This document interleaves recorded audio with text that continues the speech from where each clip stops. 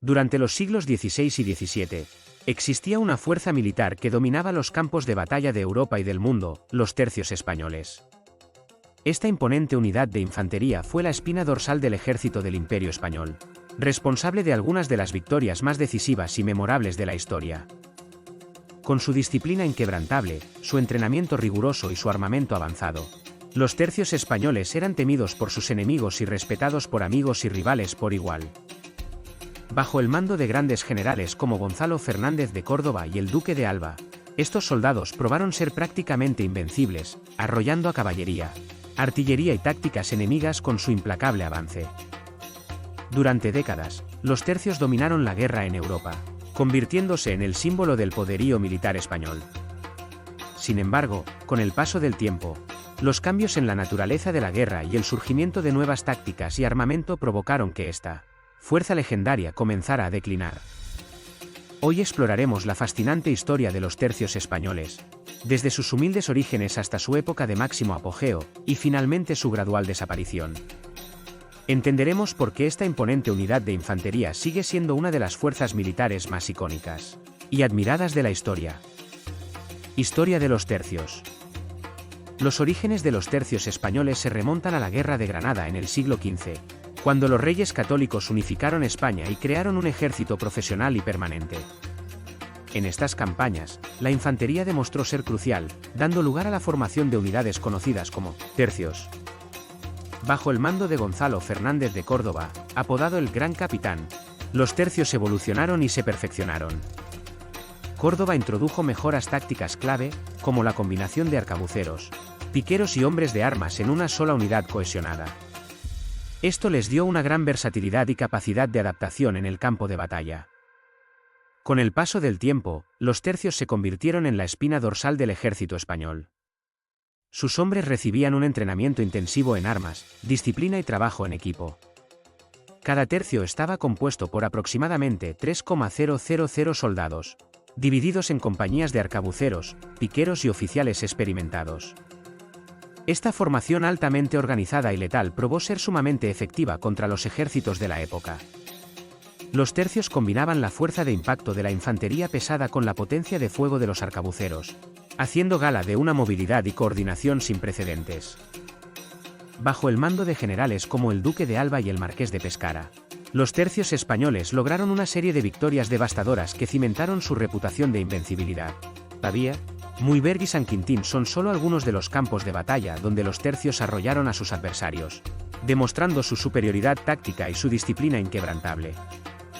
Auge de los tercios. Durante el siglo XVI, los tercios españoles alcanzaron el punto más alto de su poder y dominio en los campos de batalla de Europa. Liderados por algunos de los más brillantes estrategas militares de la época, los tercios protagonizaron una serie de victorias decisivas que consolidaron el poderío del Imperio Español a nivel global. Quizás la batalla más emblemática fue la de Pavía en 1525, donde las fuerzas imperiales españolas, italianas y alemanas comandadas por Carlos I derrotaron de manera aplastante al ejército francés del rey Francisco I. Fue una demostración impresionante de la superioridad de los tercios, que lograron romper las líneas enemigas y capturar al propio monarca francés. Otras victorias clave incluyeron Muiberg en 1547, donde los tercios bajo el mando del Duque de Alba aplastaron a las fuerzas protestantes del Elector de Sajonia, y San Quintín en 1557, donde una vez más los tercios demostraron su dominio sobre la caballería y la artillería francesas. Gracias a estos triunfos contundentes, el Imperio Español logró extender su control sobre gran parte de Europa occidental y central. Los tercios españoles se convirtieron en la fuerza militar más respetada y temida del continente, capaz de vencer a cualquier enemigo que se les enfrentara. Su éxito se debía en gran medida a su extraordinaria disciplina, entrenamiento y cohesión. A diferencia de los ejércitos rivales, los tercios no solo eran excelentes combatientes, sino que también exhibían una coordinación y capacidad de maniobra envidiables en el campo de batalla. Esta combinación de potencia de fuego, impacto y movilidad los convirtió en prácticamente invencibles. Declive de los tercios. A pesar de su imponente historial de victorias, los tercios españoles eventualmente enfrentaron un declive que pondría fin a su dominio militar en Europa. Varios factores confluyeron para debilitar gradualmente la supremacía de esta fuerza legendaria. Uno de los principales cambios fue la evolución de la tecnología y las tácticas de guerra. La artillería se volvió más móvil y precisa, lo que erosionaba lentamente la ventaja de los tercios. Además, el surgimiento de los ejércitos permanentes y la profesionalización de las tropas puso en jaque la supremacía de la infantería pesada española. La primera gran derrota de los tercios llegó en la batalla de Rocroi en 1643, donde fueron superados por las fuerzas francesas del duque de Enghien. Aunque los tercios resistieron con su característico heroísmo, la combinación de artillería, caballería y estrategia enemiga logró finalmente romper sus líneas. Poco después, en la batalla de las Dunas en 1658, los tercios volvieron a ser derrotados por los ingleses y holandeses, quienes aprovecharon su mayor movilidad y poder de fuego. Estos reveses marcaron el inicio del declive imparable de la fuerza otrora invencible.